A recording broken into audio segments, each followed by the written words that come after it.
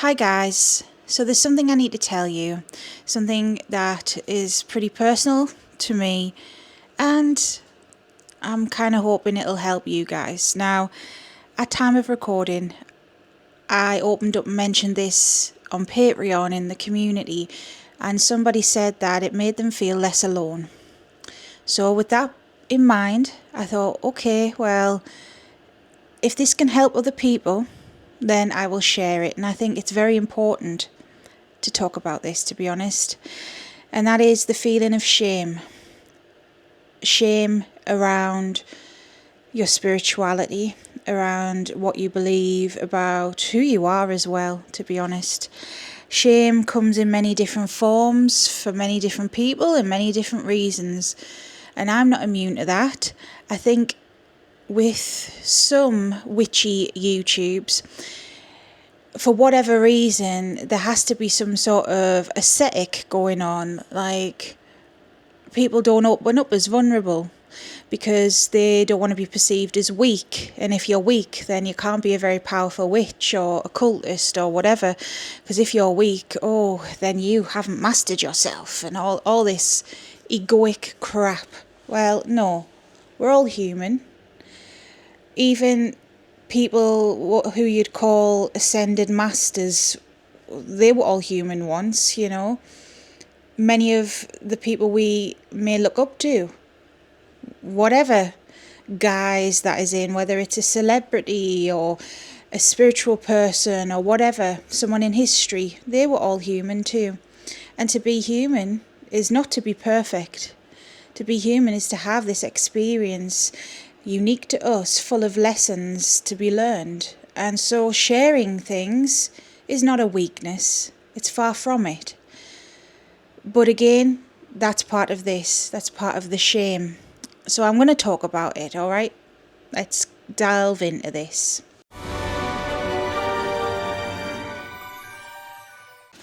Okay, if you're new, welcome, hello. If you're not new, welcome back. I'm Sarah, that divination witch. This channel is a witchy community and safe space, meaning that you can share opinions, ask questions. We don't judge, okay? We don't tolerate that here. If you want to join, all you got to do is hit subscribe. It's free, so you may as well. And if you'd like to help me continue to make videos, support the channel, all of my links are below. I'd be grateful if you could take a look. I offer lots of readings. I've got Patreon, all sorts going on there, teaching things, going through path working, all sorts. So go check it out. Thanks. Okay, where do we begin? So at time of filming, I have felt shame surrounding what I personally believe. So I have realised on my journey, on my personal spiritual journey, I am more left-hand path orientated than anything else. And the left-hand path, if you don't know, is a path of self-sovereignty. It is arguably, let's say, twisted, meaning that there's a lot of demonology practices within the left-hand path. It's not all to do with that, but most commonly, if you look it up, you'll find stuff like Luciferianism, demonology, Satanism, all this stuff. Now, there is nothing wrong inherently with these things, you know, each to their own. For me, I have realised I have worked with more so-called demons than anything else. And it's not something I've intentionally done. You see, with the left-hand path, with demonology or demonoltry practices, there seems to be stereotypes of a certain sort of person who is attracted towards them. Now, I don't mean this derogatory to anybody who may be listening to this, but you know what I mean when I say edgelord. You know what I mean when I say people who are doing it for egoic reasons, who want to be the most powerful. They're not doing the inner work. Not everyone, but that's an image thing. It's an image problem that it's got. You know, if you look up Satanism, you've got all this fear-mongering around it, and then you've got the edgelords perpetuating that. It doesn't help, does it? So for me, you know, if you were to look at me, I'm underestimated a lot anyways. You know, I look younger than I am. I speak in a soft voice. I'm not your stereotypical gothic baddie. Nothing wrong with that if you are or whatever. You know, I'm just me. I'm just a woman. And that's that, you know. I am quite open-minded. Yes, I teach. Yes, I share what I know. But I don't say I know everything, and I don't say I'm the one right answer. That's the thing. I'm not egoic like that. I try not to be. Obviously, we all have egos. Yes, that's a thing. But I am not one of these people who will shoot someone else down for believing something different, you know. And I'm open to everything. You know, I'm open to all points of view. Now, it doesn't mean I have to agree with them, but we can kindly agree to disagree, be civil and whatever. I'm open to learning from all sorts of different people and paths. You know, recently, at time of recording, I uploaded a book review of Cindy Brannan, and her style of doing stuff isn't exactly what I would do, but I have picked up some things from that book that I'm like, yeah, that's really interesting. Now, it's not to say she's wrong, far from it. You know, it's not to say she doesn't know her stuff, but she's just got her way of doing things and I've got mine. So, for me, I've just sort of realised this. I mean, I went into Kabbalah, Hermetic Kabbalah, and I went into it with the intention of going through the Sephiroth, which is the Tree of Life, and arguably it's the lighter side of existence. These systems, they are a pathworking, a map of the universe, of what we are made up of as the microcosm, and also what the macrocosm is made up of, meaning like everything external. It's deep shadow work, it's deep alchemy, it's transformative stuff. So I wanted to go through something a bit lighter, you know. I do work with dark goddesses like Hecate and Lilith. Although Hecate isn't all dark, don't get me wrong. Lilith isn't all dark either, but she is more linked with that than Hecate is. You know, she's called a demon at the end of the day. So I wanted to go through something different, you know. And then even that journey, it was Lilith who was like, no, you're coming over to the cliff off. You know, I started something with a certain intention and then gravitated towards the darker aspect. Now, this is my personal journey, and it's obviously it's what I need. And logically, darkness doesn't necessarily mean bad. Okay, I know this. And honestly, I feel like I'm at home with these beings, you know. Lilith is like a mother to me. At time of recording, Lucifer, he is my patron god, and that is a video I'm going to be recording as well today, talking about that. He's the one who's actually pushed me to talk about shame, because I have admittedly felt ashamed of saying that. I've really have, but I'm going to talk about it.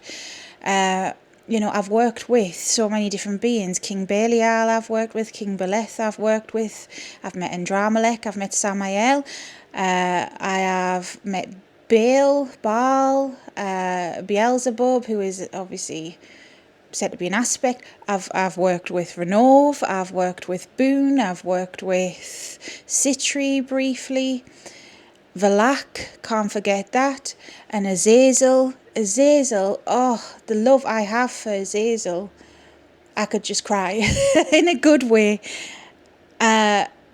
Even Cockabeel from the Grigory as well. I've met many of the others, and because of what I do as a job, you know, confirming different beings for people, angels, demons, light, dark, deities, you know, I am so privileged that I have met a lot of other beings that I may not have necessarily worked with, but I've met them, like El Ram.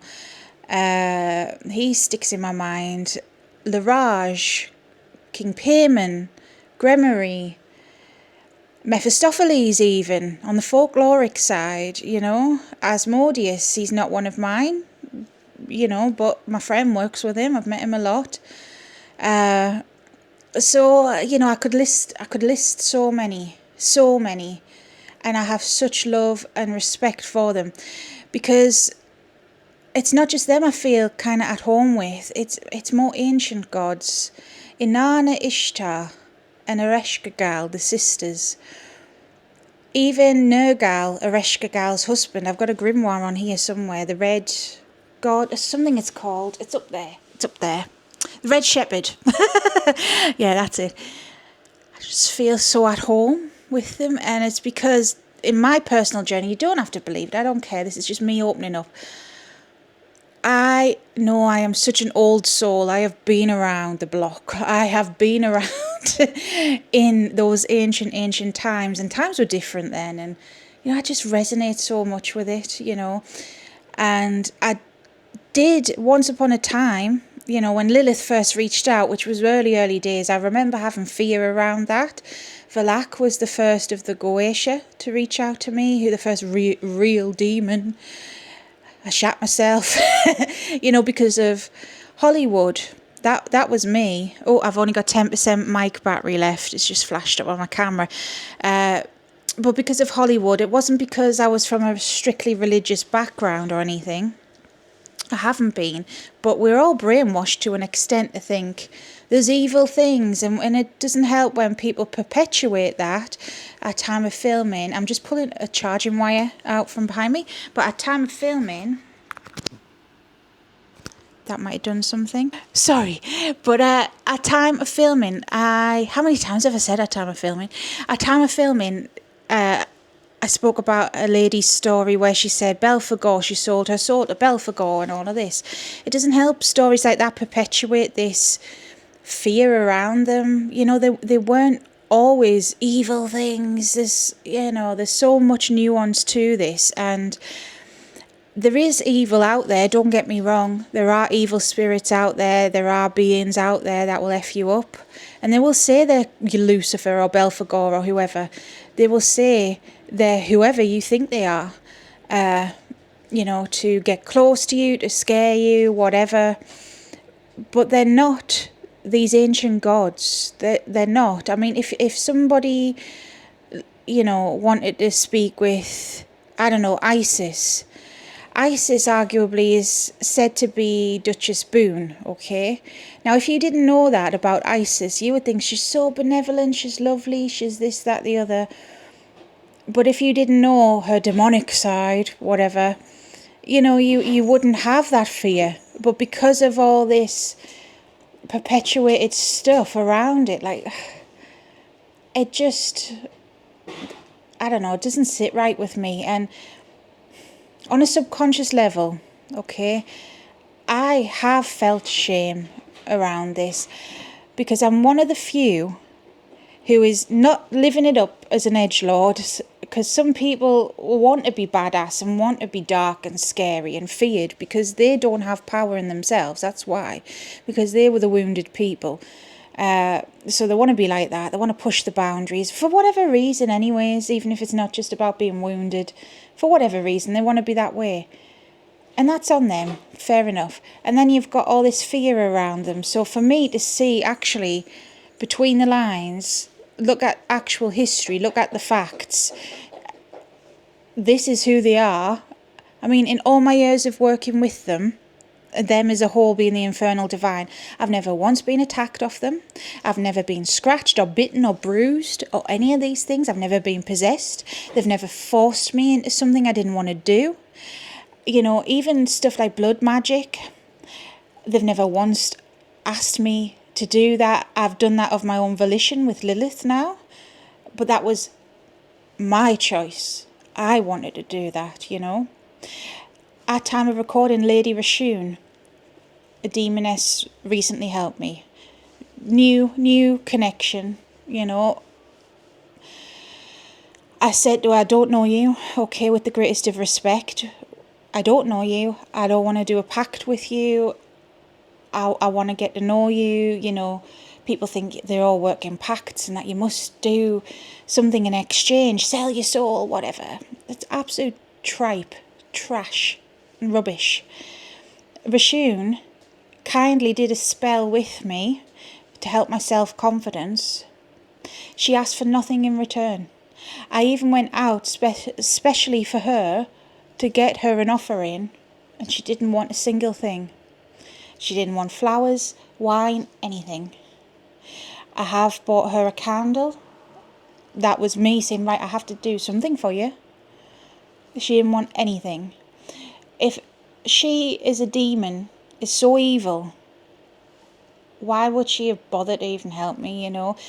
Because if they were so bad like that, she could have just took my energy, she could have scared me shitless, she could have forced me, you know, manipulated me, all of this, and she didn't. A lot of this is conditioned fear that we have. And so I'm making this video to hopefully help some people out there. You don't even have to work with demons, you don't even have to acknowledge them, okay?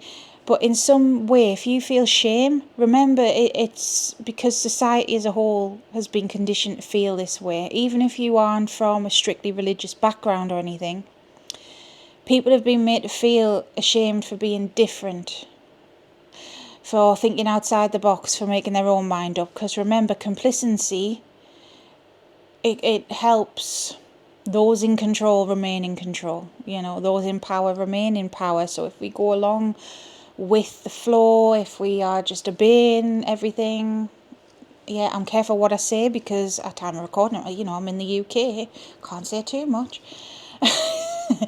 So it's that, you know.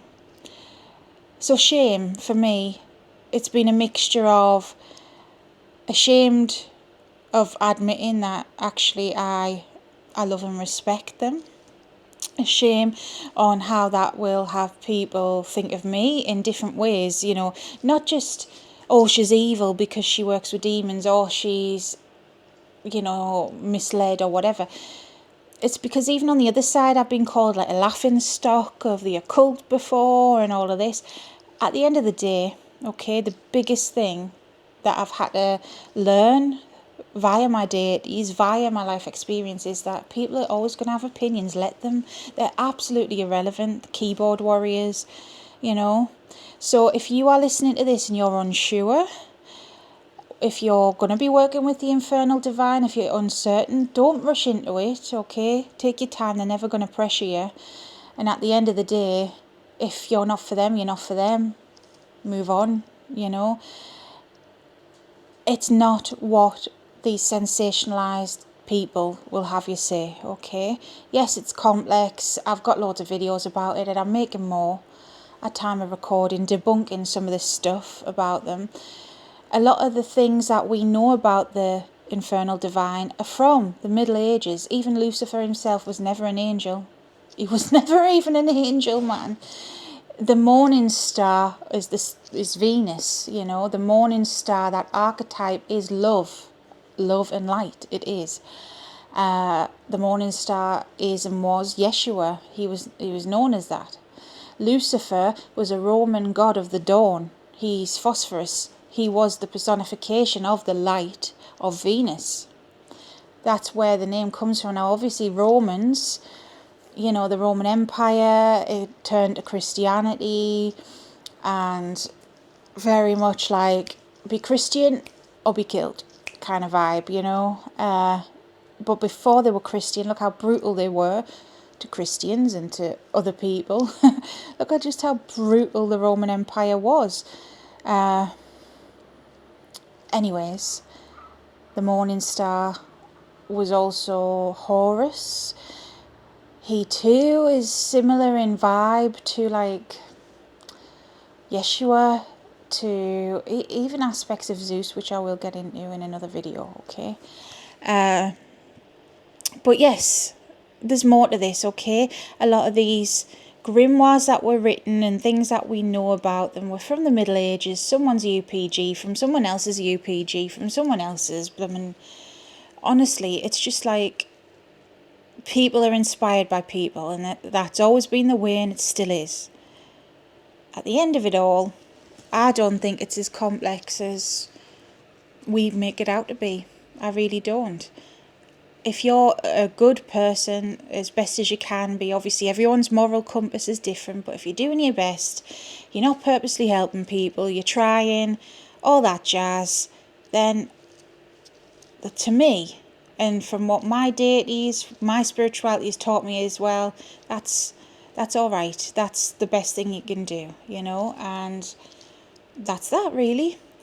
But don't be ashamed of who you are and what you believe. And I hope this helped. I've just rambled, I know. But I just hope it helped, okay? Because I wish I heard someone else talk about this when I was starting out, especially with the infernal divine. I just wish somebody told me and showed me, because it's been a bit of a learning curve, you know. Yeah, alright. I don't know what else to say, so I'll wrap it up here. Thanks for listening. I hope it helped. Hit like, hit subscribe if it did. Check out the channel for more. I've got loads of different things on there. And until next time, stay safe, stay witchy. Bye.